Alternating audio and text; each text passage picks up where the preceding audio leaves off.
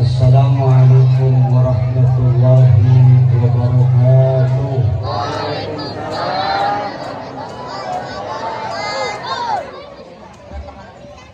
Alhamdulillah alladzi a'azzana bil imani bihi wa hadana ila 'azimi syari'atihi wa as'adana bi ittiba'i afdali rusulihi. أشهد أن لا إله إلا الله وحده لا شريك له في ألوهيته وربوبيته وأسمائه وصفاته وأشهد أن ونبينا محمدا عبده ورسوله اللهم صل وسلم وبارك على سيدنا محمد وعلى آله وصحبه أجمعين أما بعد رب اشرح لي صدري ويسر لي أمري واحلل عقدة من لساني يفقهوا قولي.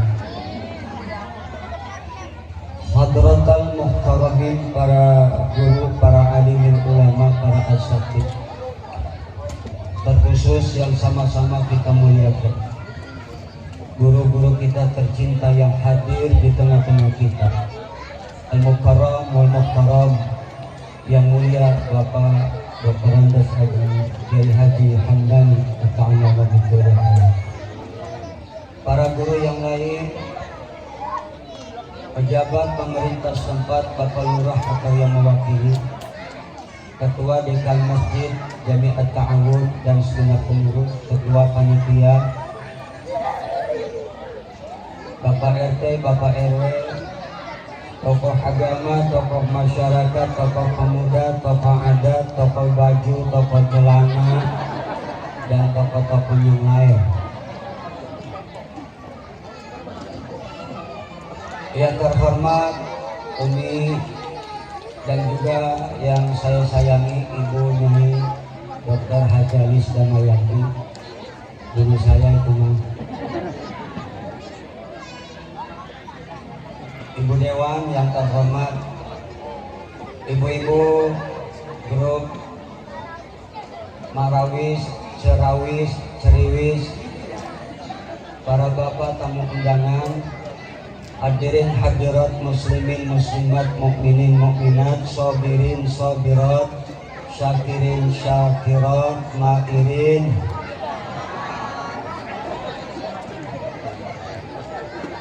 Alhamdulillah, bersyukur kepada Allah malam ini kita terpanggil atas hidayahnya dan taufiknya serta karunia nikmatnya, sehat afiat, terutama nikmat iman dan Islam, sehingga kita dapat hadir berkumpul bersama dalam suasana yang dipenuhi dengan berkah dan kegembiraan. lewat satu acara peringatan Maulid Nabi Muhammad SAW. Terima kasih kepada Pak Oyo, beliau selaku Menteri Perhubungan, karena beliau yang menghubungi saya. Terima kasih dan mohon maaf tentunya nggak lama-lama. Sebenarnya memang pengen satu acara, cuma ada satu permintaan dari guru harus ke Cengkareng. Jadi insya Allah dari sini langsung menuju ke lokasi. Perjalanan lihat map 1,5 jam. Jadi harus sampai minimal jam 11. Kalau udah jam 12 nggak mungkin, karena udah pasti jemaahnya bukan orang tapi bangsa gaib. Ibu bapak yang saya hormati,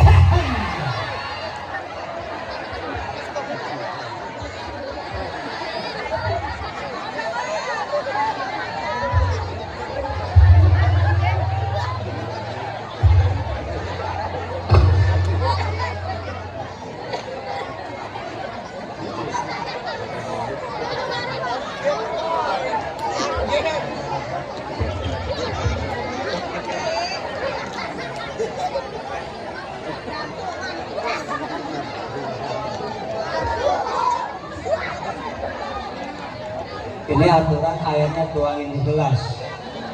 Masa pakai sedotan sih? Di sini sedot, di rumah nyedot juga. Bapak Ibu jemaah sekalian, Bu, sudah siap semua? Mau kemana?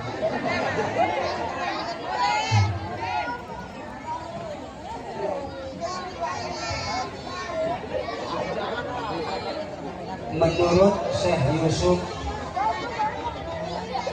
Al-Qaradawi dalam bukunya yang berjudul Kaifa Nata'ammal Ma'al Quran, bahwa salah satu tujuan syariat Islam itu pertama untuk mensucikan hati, yang kedua untuk meluruskan akhlak. Ya Bu, ya Bu, adik-adik, jangan berisik ya, jangan bercanda ya, jangan gitu ya Dek ya. Bu, apaan?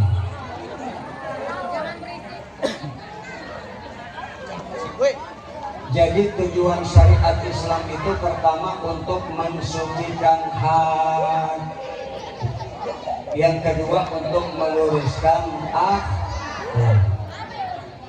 Intinya lewat peringatan Maulid ini kita harus jaga hati kita, kedua perbaiki akhlak kita. Bu, apaan? Nih Ibu sebenarnya dengerin ceramah aku, kalau liatin baju aku sih.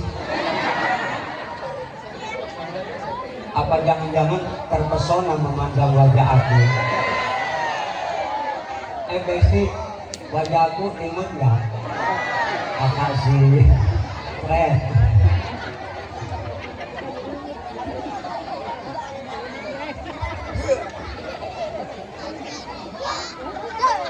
Dalam sebuah hadis Rasulullah bersabda, inna fil jasadi mudghah, bahwa dalam tubuh kita ini terdapat segumpal darah.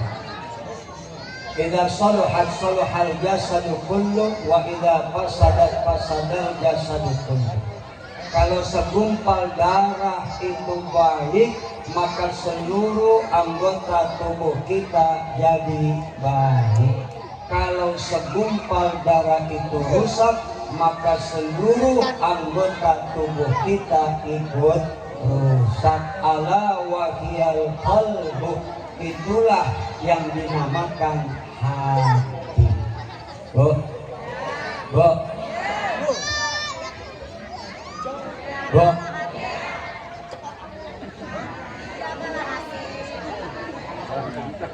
apa Bu? Sakitnya tuh di sini.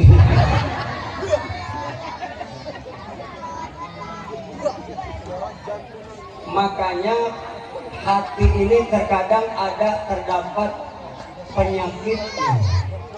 Bahkan kadang-kadang tanpa kita sadari di hati kita ini banyak terdapat penyakit. Betul? Betul? Apa penyakit hati? Diantaranya ujub, takabur, sum'ah, riya, dengki, ghibah, namimah, bakhil, kikir, medit, korek, gasiran, pantat kuningan, merege, hese.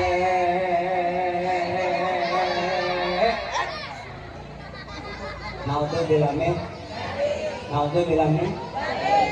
Maka perlu diobat. Dan isi hati ini supaya bersih dari penyakit-penyakit hati dengan apa? Zikrullah. Dengan apa, Bu? Dengan apa, Bu? Apa artinya, Bu? Selalu ingat ya Gusti. Isi hati dengan zikir. Isi hati dengan ilmu.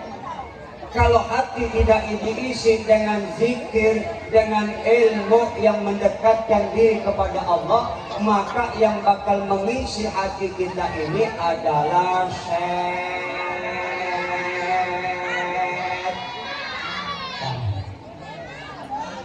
Bu, Pak, Assalamualaikum. Saya masih hidup. Sedangkan setan musuh kita yang nyata. Betul. Dikatakan Allah setan musuh yang nyata, tapi setan curang, nggak kelihatan secara kasat mata. Tapi ada juga setan yang bisa kelihatan dengan mata. Ada kagak? Ada nggak? Setan yang berbentuk manusia. Setan yang berbentuk manusia. Ada nggak? Ada nggak? Ada. Kadang-kadang ada di sekitar kita, nggak jauh-jauh. Ya Bu, ya Bu, ya Bu. Mudah-mudahan insya Allah kita kuat menahan godaan setan. Makanya orang kalau berzikir kepada Allah untuk menuju Allah, godaannya beberapa macam. Pertama godaan dunia. Pertama godaan dunia. Karena memang dunia ini artinya dana yatnu dunuun. Dunia itu bisa berarti daniun, hina. Dana yatnu dunuun. Dunia itu cepat, singkat. Isinya dunia itu 3. Inilah godaan kita yang ingin menuju Allah. Godaan kita yang ingin istiqomah, berzikir, mengingat Allah. Apa godaannya? Sesuatu yang bernama dunia. Apa isi dunia? Harta, tahta, wanita, kuota. Iya enggak? Kalau dulu kan dunia itu isinya 3, harta, tahta, wanita. Sekarang nambah 1 akibat teknologi, harta, tahta, wanita. Betul Bu? Kan kita kalau kan punya HP nggak punya paket kayak orang bego. Pelangak, pelongok, pelagan, pelegut. Betul kagak Bu? Betul nggak Bu? Percuma ke HP bagus mahal, tapi kalau nggak ada paketnya, bener. Tapi teknologi yang satu ini memang luar biasa, menjadi godaan kita. Sebab kenapa? Dari teknologi yang namanya HP, semuanya apapun jenis medsos itu ada di dalam HP. Betul kagak? Betul kagak? Bu, TV pindah ke HP. Iya kak? Iya enggak? TV pindah ke HP. Laptop pindah ke HP. Jadi isi HP macam-macam. Dan memang ini termasuk salah satu ujian, godaan. Betul? Betul? Nah sekarang coba bayangkan Bu, bayangkan Pak, astagfirullah, berapa banyak akibat teknologi HP ini rumah tangga berantakan, laki bini bercerai gara-gara berselingkuh, gara-gara bocah SD udah berani merkosa gara-gara, betul, laki kegoda janda gara-gara handphone, betul enggak Pak? Lah janda zaman sekarang nampar, apalagi setelah corona makin banyak jumlahnya. Bener. Janda kan modelnya dua, ada janda kuncup, ada janda kembang. Bapak suka yang mana? Pasti yang kembang. Kalau janda kuncup cirinya begitu diri depan kaca, begitu ngaca kulitnya dilihat kisut, itu janda kuncup. Jenisnya macam-macam janda. Ada janda jambu batu, janda muda beranak satu. Ada janda yang lebih disukai orang lagi, namanya jamur, janda di bawah umur. Nah, yang tidak disukai orang lagi, yang disukai kiai, jasate, janda tak layak pakai, nenek-nenek. Ada nenek-nenek. Nenek ada nenek.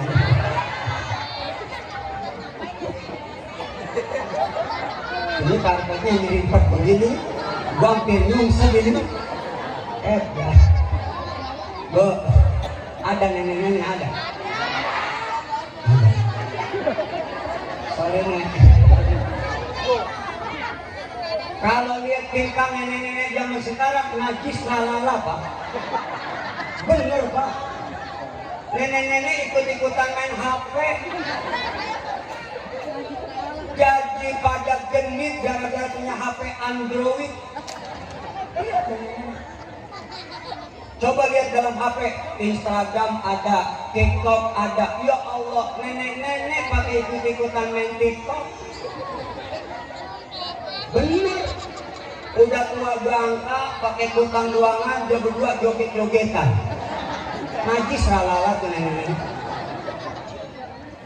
Nggak aneh sih zaman sekarang, nggak aneh. Nggak aneh. Dunia ini semakin tua, semakin indah. Betul. Digambarkan ketika perjalanan Nabi Mi'raj, itu ada nenek-nenek yang goda Nabi. Dilihat Nabi itu cantik, pakai segala macam perhiasan. Nabi digodain, dipanggilin, tapi Nabi nggak tergoda. Seandainya Nabi tergoda ke panggilan nenek-nenek yang merupakan gambaran dunia, itu walaupun tua tapi kelihatan kece, cantik, pakai segala macam perhiasan. Andai kata Nabi tergoda, maka umatnya bakal tergila-gila dengan dunia. Nabi nggak tergoda aja, manusia sudah banyak yang gila terhadap isi dunia. Ada yang gila harta, ada yang gila pangkat, ada yang gila jabatan, ada yang gila wanita atau perempuan. Betul. Betul. Itu Nabi nggak tergoda. Banyak umatnya yang jadi gila harta.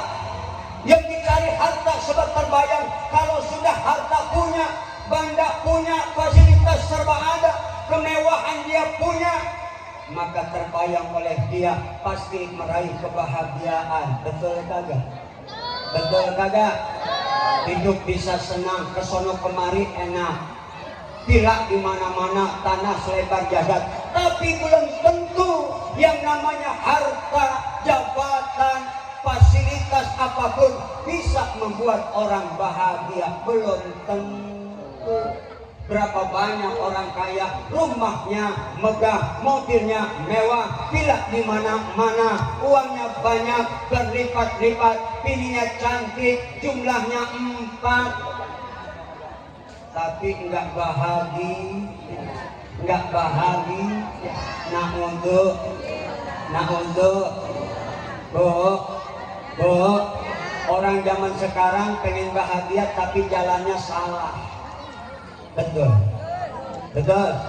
Ada perempuan yang pengen bahagia dengan operasi plastik. Biar kelihatan kencang terus, muda terus. Ada nggak yang begitu? Ada nggak yang begitu? Ada yang pengen bahagia, beli skin, mukanya pengen glow, tapi kadang-kadang ketipu. Bukannya glowing malah rusak mukanya. Bu, padahal bu, iklan itu menjanjikan doang. Nggak ada orang pipinya glowing hanya dengan skincare. Padahal mah dia itu orang yang iklanin suntik putih dulu baru iklanin produknya. Ibu-ibu ketipu. Ada juga sih yang glowing, mukanya doang, lehernya hitam, tangannya hitam, ketek hitam, pahanya hitam. Ada yang begitu aja.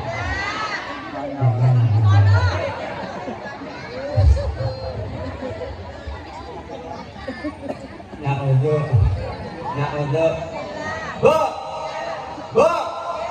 padahal kan Allah nggak lihat tampangmu, Allah nggak lihat berapa banyak harta, Allah nggak lihat kecantikan, Allah nggak lihat ketampanan, tapi yang dilihat apa?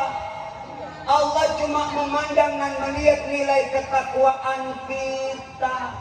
Kalau bicara maulid, bicara akhlak, maka seseorang jadi mulia bukan karena harta yang dimiliki, bukan karena jabatan yang disandang, tapi orang bisa mulia karena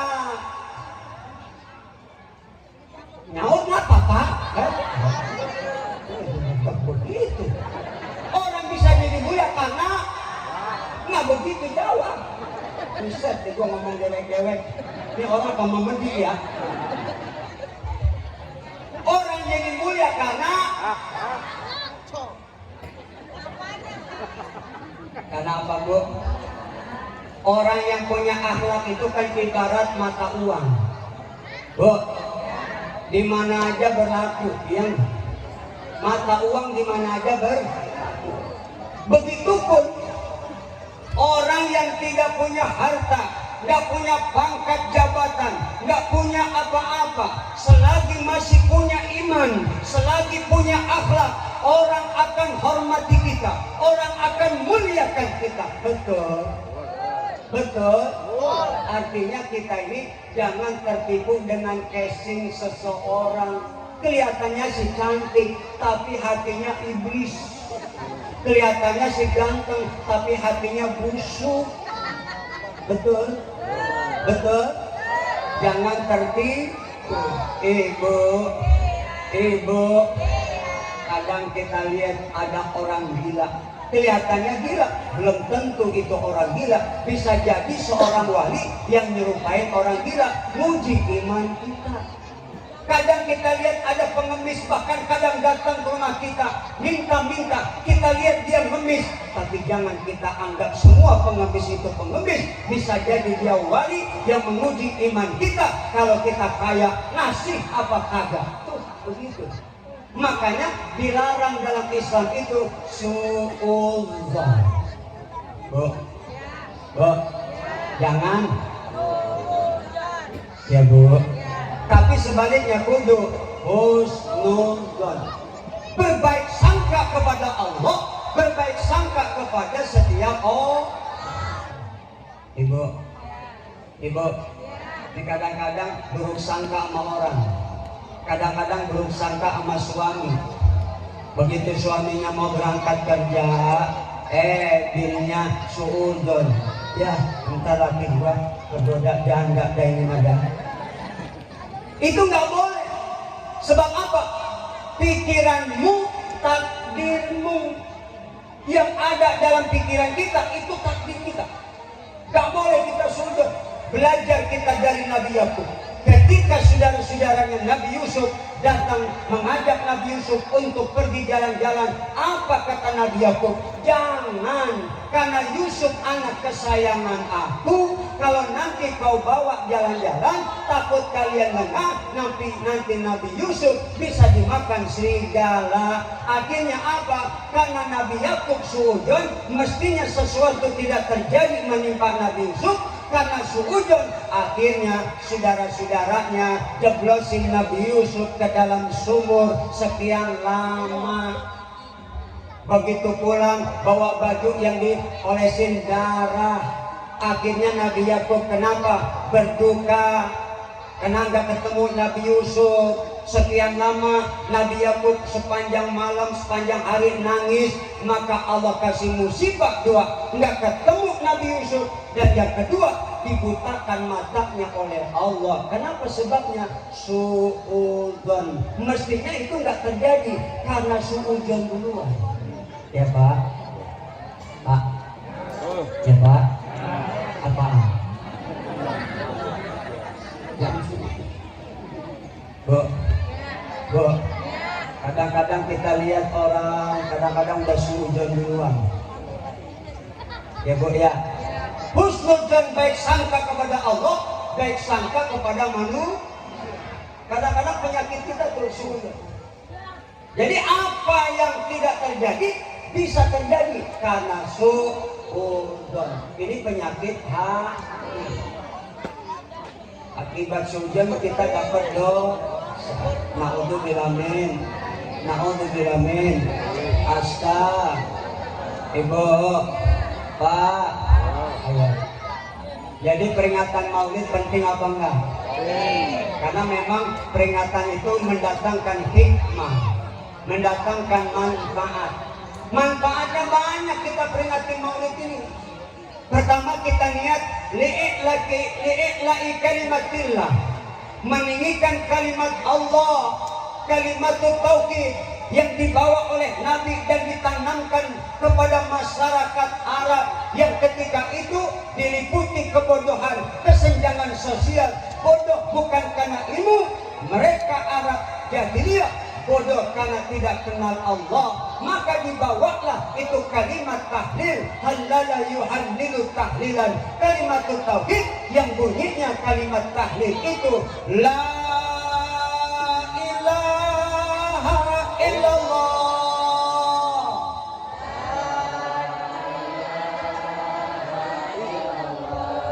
Tiada Tuhan selain Allah.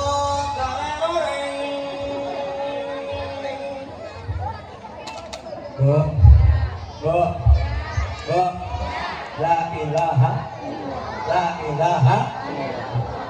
Kalau kata santri dalam ilmu nahwu, la ini adalah la nafiyah lil jinsi, menafikan segala kekuatan. La model begini punya amal namanya inna, tansibul isma wa tarfa'ul khabar, menasabkan isim. Mana isimnya? Ilaha, itu mabniun alal fathi. Emang dari sononya udah. Kalau ada mubtada'nya pasti ada khobarnya. Mana khobarnya? Mahdhuf. Mestinya bagaimana itu bunyi kalimatnya? Aslinya la ilaha ma'budun bihaqqin illallah. Tidak ada Tuhan yang wajib disembah dengan hak illa adatul istisna, kecuali Allah itu dibaca marfu. Kenapa? Badal daripada mahdhuf dari asal kata. Kebanyakan ulama berpendapat, ada yang mengatakan la ilaha maujudun illallah, la ilaha ma'budun bihaqqin illallah. Tidak ada Tuhan yang wajib disembah kecuali satu, Gusti. Siapa Bu? Allah siapa Bu? Bu, Tuhan kita. Punya sifat, iya. Apa sifat ketuhanan Allah? Allah itu Al-Khaliq yang maha mencipta. Allah itu Al-Malik yang maha memiliki. Allah itu Mudabbir yang maha mengatur. Ini kalimat la ilaha illallah yang sudah tertanam, artinya kita harus yakin bahwa tidak ada Tuhan yang menciptakan alam dunia dan isinya. Tidak ada Tuhan yang maha memiliki. Tidak ada Tuhan yang maha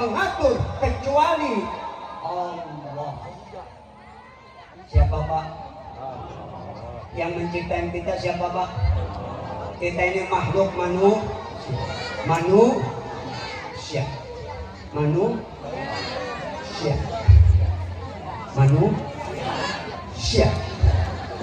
Ayah orang Sunda dikira ayah. Orang Sunda ayah. Lamun orang Sunda mesti paham makna filosofi manusia. Lamun cek guru abdi waktu ngaliwat di Cianjur, kata guru abdi teh manusia teh artina mana anusia. Bo mana manusia? Pak, mana manusia?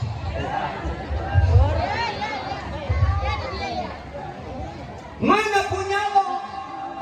Makanya manusia itu disifati la haula wala illa.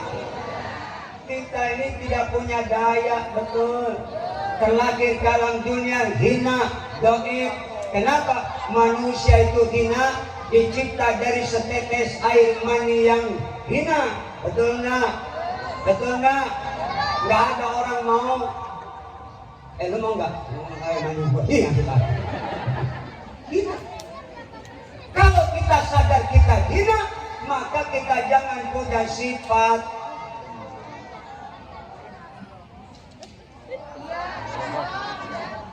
Oh.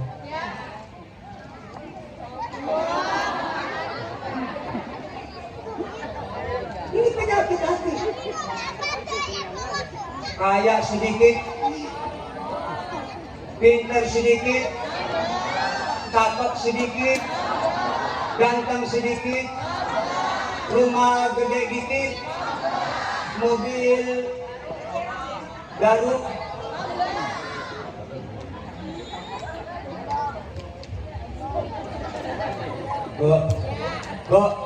Kesombongan itu milik Allah, tapi kan pelopor utamanya iblis. Kenapa iblis sombong? Nggak mau nurutin perintah Allah. Apa perintah Allah? Disuruh sujud hormat sama Nabi Adam, tapi nggak mau. Kenapa? Dianggap Nabi Adam bocah kemarin. Gua kan udah lama duluan. Itu kata iblis. Kenapa iblis nggak mau diperintah Allah sujud hormat sama Nabi Adam? Gua kan dari api, Adam kan dari tanah. Betul? Dan cuma gara-gara materi, iblis nggak mau sujud hormat sama Nabi Adam. Memang iblis dari api, Adam dari tanah. Kita pun begitu. Beda Rasul. Allah cipta dari nur. Maka Nabi bapak dari semua arwah. Nabi Adam bapak dari semua manusia.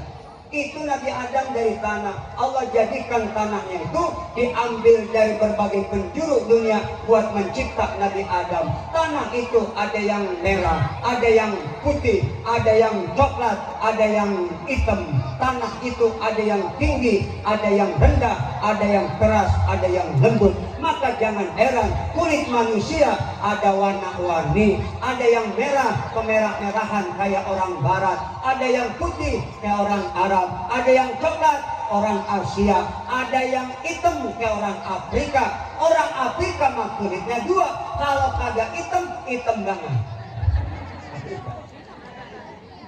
Tanah itu ada yang tinggi. Jangan heran ada manusia merasa tinggi. Tanah itu ada yang rendah. Ada orang yang merendah. Tawadu. Tanah itu ada yang keras. Jangan heran ada laki galak sama bini. Jangan heran ada bini yang galak sama laki. Ada tanah itu lembut. Tidak heran ada orang yang lembut banget. Marahnya aja gak lembut. Marahnya lembut. Marahnya apa jangan begitu.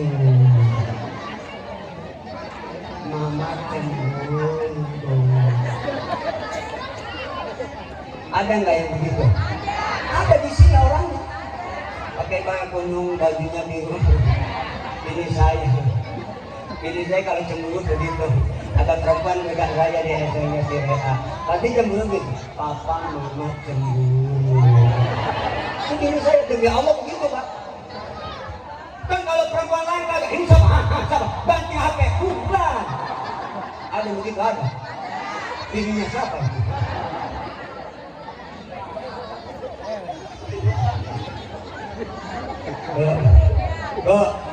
Ada orang yang marah-marah kerjanya, itu pasti dicipta dari tanah sengketa. Kalau perempuan ibu-ibu yang suka belanja, itu pasti dicipta dari tanah abang. Ini belanja, tanah abang.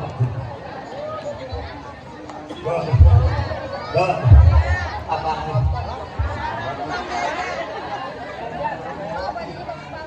Allah yang maha mencipta manusia dan seisi jagat raya ini, yang mencipta Allah, betul. Maka kita semua makhluk ini harus tunduk taat kepada Gusti. Kalau ada manusia yang dicipta untuk tujuan ibadah tapi nggak mau ibadah, berarti dia pengikut itu manusia sesombong-sombongnya manusia pasti bakal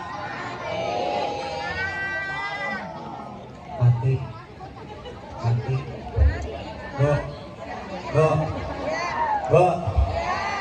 Sesombong-sombongnya manusia pasti bakal kayak apa sombongnya Fir'aun, Pak. Ngaku Tuhan, berani ngaku Tuhan, tapi Fir'aun mampus. Betul. Hebat, iya. Apa hebatnya Fir'aun? Selama hidup nggak pernah sakit. Sakit ringan kayak apalagi sakit berat mah kayak stroke. Nggak pernah. Stroke kan penyakit berat. Jangankan stroke, setengah stroke kayak berat. Benar, Ibu. Ya Allah. Firaun sakit ringan enggak, sakit berat enggak, kali gitu bisul gudik kagak. Jadi kalau ada orang nih selama hidup enggak pernah sakit, itu berarti keturunan. Jadi ibu mending sakit mending sehat.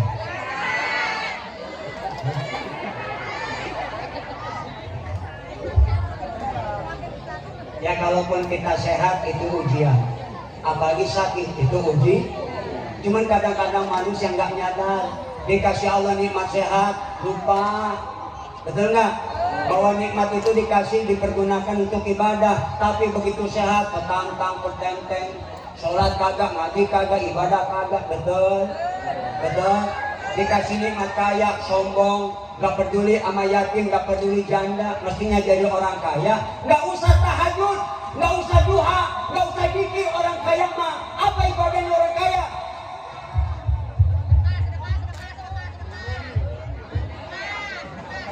Ya nyawer maksudnya. Ya bisa ceramah nyawer. Orang kaya mah ibadahnya sedekah aja udah, nggak usah pakai repot-repot tahajud, nggak usah. Gak usah repot-repot duha, gak usah. Orang kaya satu ibadahnya, Allah kasih kekayaan buat apa? Masjid rombeng, majlis taklim rombeng, musola rombeng, janda muda kawinin, yang sedekahin lagi kawinin. Pak, sampai mana tadi ceramah? Anak yatim disantunin, janda jongkok dibantuin, janda muda.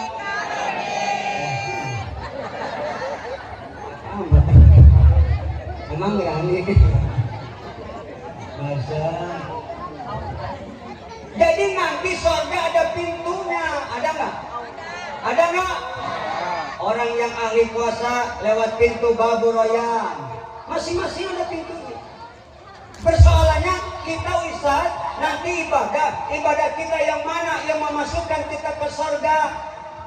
Surga milik Allah yang kenikmatannya luar biasa. Kalaupun nanti masuk surga bukan karena ibadah kita, tapi satu rahmat Allah, kedua syafaat Rasulullah. Kalau nikmatnya surga dibandingkan sholat kita, ya nggak ada apa-apanya sholat kita mah. Betul.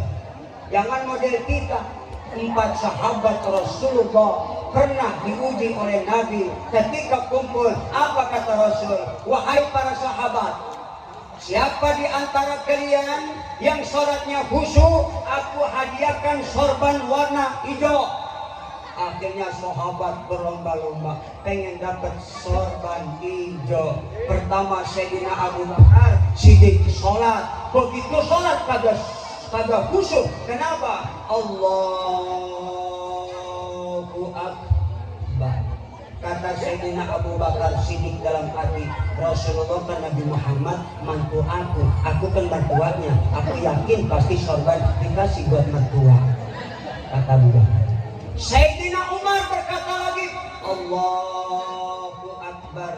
Rasulullah itu berjuang, aku yang bela mati-matian, gak mungkin kalau sorban dikasih buat yang lain. Kata Sayyidina Utsman, Allahu Akbar. Aku ini kan donatur Nabi, semua hartaku buat bantu Nabi berjuang dalam dakwahnya, gak mungkin sorban itu dikasih yang lain. Kemudian Sayyidina Ali, Allahu Akbar. Kata Sayyidina Ali, itu Fatimah putri kesayangan Nabi Muhammad, aku kan mantunya, pasti Nabi sayang sama mantunya karena aku nikahin anak kesayangannya. Setelah sholat semua, apa kata para sahabat? Ya Rasulullah, siapa di antara kami yang berhak mendapatkan sorban hadiahmu? Apa kata Rasulullah? Kalian semua sholat nggak ada yang khusyuk. Sholatnya bukan karena Allah, karena model kita apa lagi? Allahu Akbar. Utang lumpur ibu begini-gini aja. Sholat rajin, ngaji rajin, tapi ya Allah hidup gak karu-karuan, utang makin numpuk. Gusti. Allahu Akbar. Mobil 3 bulan juga biar ditarik. Sholat model begini masuk surga. Kalaupun nanti masuk surga, iya kata Nabi, kullu ummati yadkhuluna al-jannah. Semua umatku masuk surga, tapi itu karena rahmat Allah. Kedua, syafaat Rasul. Maka supaya dapat syafaat, banyak-banyak sholat, banyak-banyak sholat. Yuk, saya tutup dengan sholawat. Mau kagak bro? Kita tutup dengan sholat. Sholawat insya supaya dapat syafaat. Amin ya Rabbal. Pokoknya ibu-ibu banyakin sholawat. Dari ngapain be? Masak dapur. Salatullah salamullah. Tulis kampung. Ala toha Rasulillah. Salatullah salamullah. Ala yasin. Ala yasin. Kampung tambah berkah disalawatin. Lagi pulang kerja makan 3 piring. Lapar juga. Bari mulut sambal. Sallallahu alaihi wasallam. Kali ini makan pakai sambal. Lagi gak bekerja. Sallallahu ini banget nih mereka kerja gak mau usaha. Orang mah bagaimana caranya biar dapat duit, nggak salah lagi PA. Kemana-mana naik motor. Allahumma sholli Allahumma sholli Muhammad wa ala ali sayyidina Muhammad. Untung baca sholawat. Ada dia. Ibu STNK. Allahumma sholli ala sayyidina Muhammad wa ala ali sayyidina Muhammad. Ibu STNK Bu. Allahumma sholli ala sayyidina Muhammad wa ala ali sayyidina Muhammad. Ibu STNK Bu. Allahumma sholli ala sayyidina Muhammad wa ala STNK Bu. Allahumma sholli ala sayyidina Muhammad. Ya udah Bu, jalan-jalan. Selamat kagak jadi dikira kenapa? Dia agak stres. Besok begitu Bu kalau ada dia. Ya Bu ya. Ya Bu ya. Insya. Bu, di Arab Saudi kalau orang berantem yang lain teriak sallu ala Nabi, berhenti berantemnya. Praktekin. Ibu kalau lagi duduk sama laki, bapak duduk sama bini mau berantem, sebelum berantem ngomong, Bu, sebelum berantem sholawat dulu. Oke kalau gitu. Siapa duluan? Ibu duluan. Oke kalau begitu. Ibu sholat duluan. Ahmad ya Habibi, Ahmad ya Habibi, Ahmad ya Habibi,